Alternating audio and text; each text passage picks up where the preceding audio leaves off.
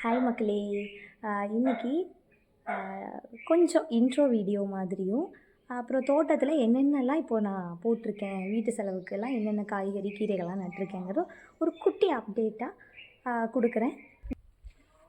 என்ன தான் சிட்டிக்குள்ளே இருந்தாலும் தோட்டத்துக்குள்ளே இருக்கிறது தாங்க எனக்கு முக்கியமாக பிடிச்சிருக்கு. காலையில் எழுந்திரிச்சோடனே வாசல் தெளிச்சுட்டு டே வந்து ஹாப்பியாக ஸ்டார்ட் பண்ணலாம். இதுதான் என்னோடய ஃபர்ஸ்ட்டு தோட்டத்தை பற்றின அப்டேட் வீடியோ அப்படிங்கிறதுனால என்னென்னலாம் நான் வச்சுருக்கேங்கிறத மட்டும் ஒரு இன்ட்ரோ மாதிரி நான் கொடுக்குறேன். அதுக்கப்புறம் கொஞ்சம் கொஞ்சமாக என்ன நானும் அப்டேட் பண்ணிக்க உங்களுக்கும் நான் அப்டேட் பண்ணுறேன். பாருங்கள், கொஞ்சமாக குச்சிக்கிழங்கு நடவு பண்ணியிருக்கேன். வீட்டுக்கு அளவாக நம்ம சாப்பிட்டுக்கிற மாதிரி, குழந்தைக்கெல்லாம் கொடுக்குற மாதிரி. அதுக்கு இடையில கொஞ்சம் பீட்ரூட்டு, கொஞ்சம் பாலக்கீரை, இதெல்லாமே போட்டிருந்தேன். எல்லாமே வந்து ஆலங்கட்டி மலை, அப்புறம் இப்போ எங்கள் ஊரில் நல்ல வறட்சி தான். இது எல்லாத்தையும் தாங்கி வளர்ந்தாலும் அங்கங்கே தோண்டி வச்சுருக்காங்க பார்த்தீங்களா. அவர் இங்கே ஒன்று இருந்துச்சு, ஒரு செடி, அதனுடைய அடையாளமே இல்லை. இங்கே பாருங்கள், இந்த செடி அப்படி தான் காஞ்சு, இங்கே பாருங்கள் தெரியுதுங்களா, அந்த இடத்துல மட்டும் தோண்டியிருக்காங்க. இந்த மாதிரி பார் பிடிச்சி கரெக்டாக இருக்கணும். இப்போ இந்த இடம்லாம் பார்த்திங்கன்னா அப்படியே மண் கிளறி இருக்குது பார்த்தீங்களா. இதெல்லாம் பன்னியோட அட்டகாசம் தான் இங்கே ரொம்ப ஜாஸ்தி. இது வந்து சொரச்செடிங்க, இந்த கும்ப சொரைன்னு சொல்லுவாங்கள்ல, அந்த சொரச்செடி. நான் பாரு விதைக்கும் கூட 2 காய் விட்டு வச்சுருக்கேன். உள்ளே போய் பார்ப்போம். இதெல்லாம் நல்ல முத்தி இருந்ததுனால ஒன்றும் பெரிய சேதம் ஆகலை. அப்போவுமே அந்த ஆலங்கட்டி விழுந்தோடைய அந்த இது பாருங்கள், டாட்டாக இருக்குது பாருங்கள். இதெல்லாம் நல்லா முத்திருச்சு. இது வந்து இப்போ சமைக்கிறதுக்கு ரெடியாக இருக்குது. இது பாருங்கள், இதுவும் தான். இது நான் தெரியாமல் எப்படியோ விட்டுட்டேன், அது முத்திருச்சு. அந்த இடம் ஃபுல்லாக நல்லா படர்ந்து நல்லா நிறைய காயோடு இருந்தது. இப்போ புதுசாக சில துளிர்களெல்லாம் வந்து அதில் சின்ன சின்ன பிஞ்சுகளெல்லாம் வைக்க ஆரம்பிச்சிருக்கு. இங்கே ஃபுல்லாகவே போட்டிருந்தது சக்கரவள்ளி கிழங்கு. இங்கே இதெல்லாம் அப்படியே அப்பப்போ கொஞ்சம் கொஞ்சமாக நாங்கள் தோண்டி எடுத்துக்கிறது சாப்பிட்றதுக்கு. இன்னும் கொஞ்சம் இவ்வளோ பாக்கி இருக்குது. சக்கரவள்ளி கிழங்குலாம் ரொம்ப நல்லா வளருதுங்க. மாடி தோட்டம் இருந்தால் கூட க்ரோ பேக்கில் வச்சு நல்லா க்ரோ பண்ணலாம். 3 மாதம்தான், அதுக்குள்ளேயே நல்ல கிழங்குகளெல்லாம் நல்லா வர ஆரம்பிச்சிடுது. இது வந்து தோல் மட்டும் சிகப்பாக இருக்கும், அந்த மாதிரி கிழங்குங்க. பாருங்கள், இது வந்து புடலங்காய்ங்க. அது நீளமாக வளர்கிற புடலங்காயா என்னன்னு தெரியல. இதுவும் நல்லா பயங்கரமாக சேதம் ஆகி இப்போ தான் குட்டி குட்டியாக பிஞ்சு அப்படியே இங்கே பாருங்கள் வைக்க ஆரம்பிச்சிருக்குது. குட்டி குட்டியாக அங்கங்கே.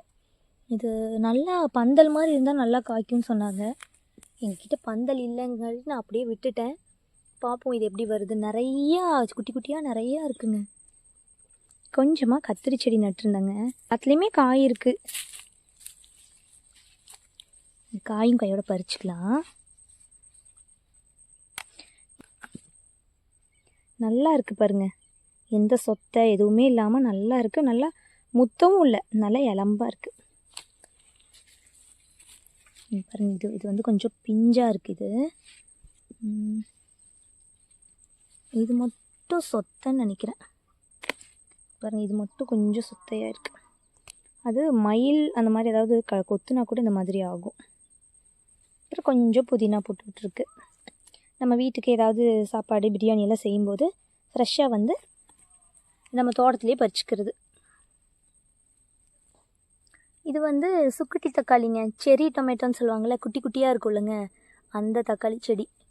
அது ஒரு விதை கிடச்சிதுன்னு 2-3 நட்டு வச்சேன். எல்லாமே அழகாக வளர்ந்துட்டுருக்குது. விதை வெங்காயம் கொஞ்சம் வீட்டில் இருந்ததுங்க, அதை வீட்டுக்கு அளவாக கொஞ்சமாக நானே நட்டது, கொத்து கொத்தாக காய்க்கும்னு சொல்லி கொடுத்தாங்க. அதே சமயம் பாருங்கள், பூவெல்லாம் கொத்து கொத்தாக இருக்குங்க. நல்லா ஒரு இன்னுக்கு 4-5 பூவெல்லாம் வரைக்கும் கூட இருக்குது. ஒரே காய், ஒரு காய் கூட இருக்கு போல். இங்கே பாருங்கள், இது என்ன ரக கத்திரிக்காய்னு எனக்கு தெரியல. ஆனால் அப்ளை பறிச்சதுக்கும் இதுக்கும் நிறைய டிஃப்ரென்ஸ் இருக்குது. பார்க்குறக்கு நல்லா இருக்குது. இது தண்டு கீரைங்க. இது வந்து பீட்ரூட் கீரைங்க, தண்டங்கீரை மாதிரியே பீட்ரூட் கீரை.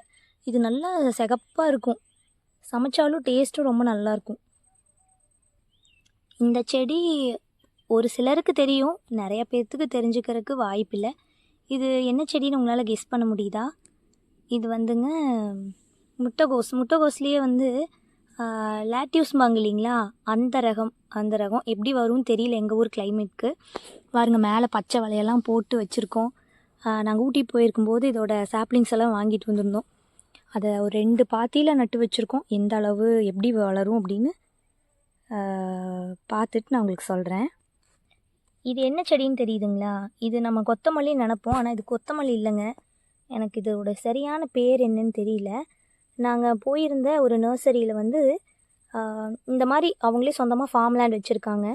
சில ரேர் வெரைட்டி காய்கறிகள் கீரைகளெல்லாம் வளர்த்தி அவங்க வெளிநாடுகளுக்கு எக்ஸ்போர்ட் பண்ணிகிட்டு இருந்தாங்க.